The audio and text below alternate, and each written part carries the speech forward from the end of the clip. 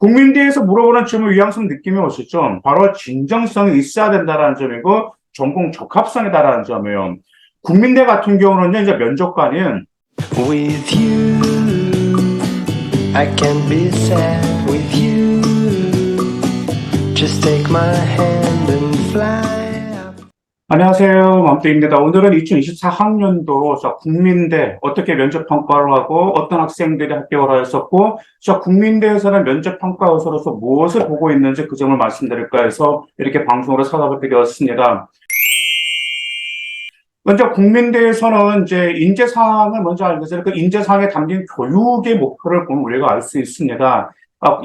국민대 같은 인성교육, 협동성 교육, 주도성 교육, 창의성 교육, 이 네 가지 교육을 통해서 도전하는 국민인, 세상을 바꾸는 공동체적 실용 융합 인재가 바로 국민대의 인재상입니다. 그래서 국민대 인재상에서 금방 제가 말씀드렸다시피 실용 융합 인재, 이것을 생기기 위해서 많이 보여줬던 아이들 좋은 결과가 있었고요. 내신이 부족했던 애들, 그러니까 작년에도 이런 여학생이 있었습니다.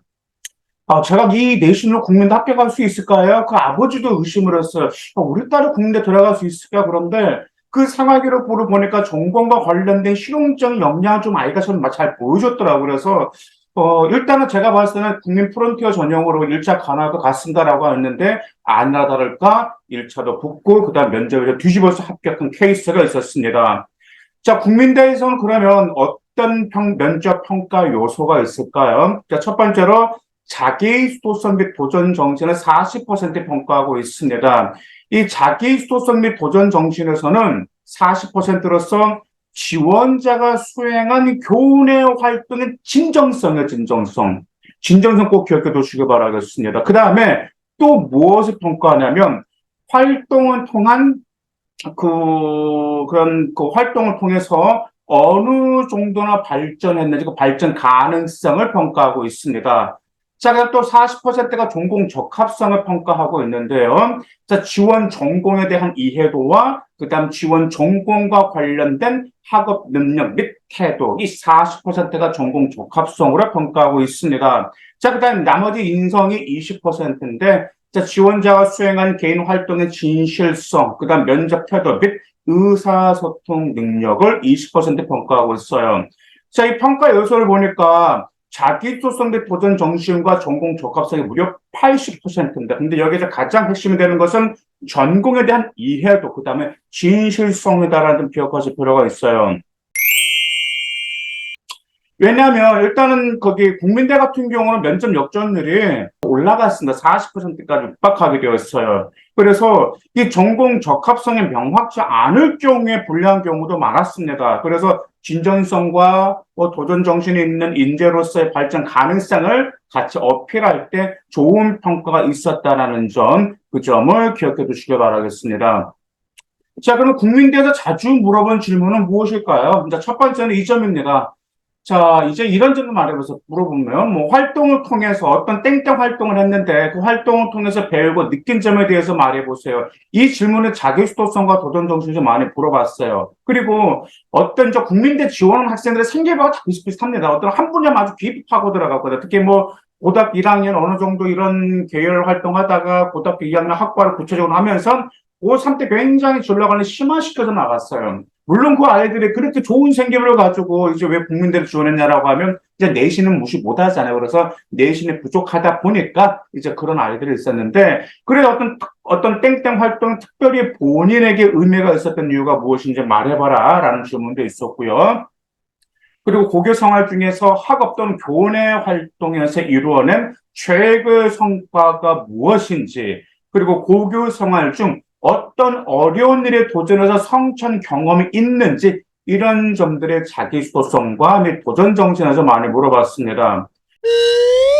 자, 전공 적합성으로는 이런 질문 많이 물어봤어요. 어떤 땡땡 전공과 관련해서 자신이 가장 우수하다고 생각하는 역량은 무엇이라고 생각하는지 또한 어떠한 활동들을 통해서 그 역량을 키워왔는지 말해봐달라 이런 점도 있고 입학 후 학업 계획과 진로 계획에 대해서 말해봐라 라는 질문 그리고 지원 전공 분야와 관련한 학업 성취나 자기 주도적으로 목표를 이룬 경험에 대해 말해보세요. 그리고 목표를 달성하는 데 있어서 가장 어려웠던 점은 무엇입니까? 라는 질문들 역시 국민대에서 많이 물어봤습니다. 그리고 전공 분야 관련돼서 어떤 책을 읽었는데 가장 인상적인 부분과 자신에게 어떤 영향을 끼쳤는지 말해봐라 라는 점입니다.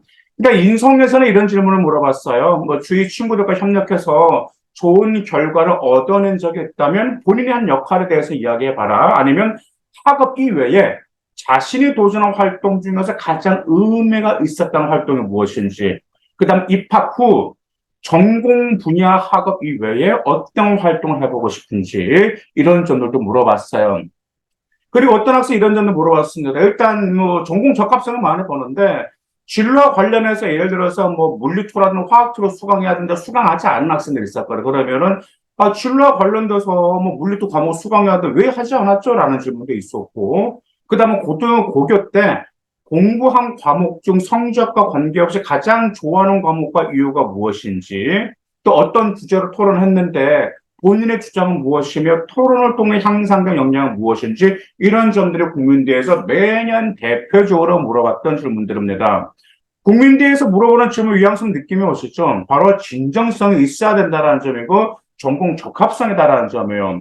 국민대 같은 경우는 이제 면접관은 여러분의 제출된 생활 기록부를 통해서 맞춤형 문장을 만들어 각 평가 영역별로 2개 문항을 질문하고 있어요. 그러다 보니까 여러분의 생기부에서 질문을 만들기 때문에 철저히 숙지하실 필요가 있습니다. 그리고 국민대는 고교 활동을 통해 진전성과 도전 정신이 있는 인재로서 발전할 가능성을 최대한 어필했던 답변이 좋은 평가를 받았습니다. 다시 말씀드릴게요. 진전성과 도전 정신이 있는 인재로서 발전할 가능성이 있다라는 점.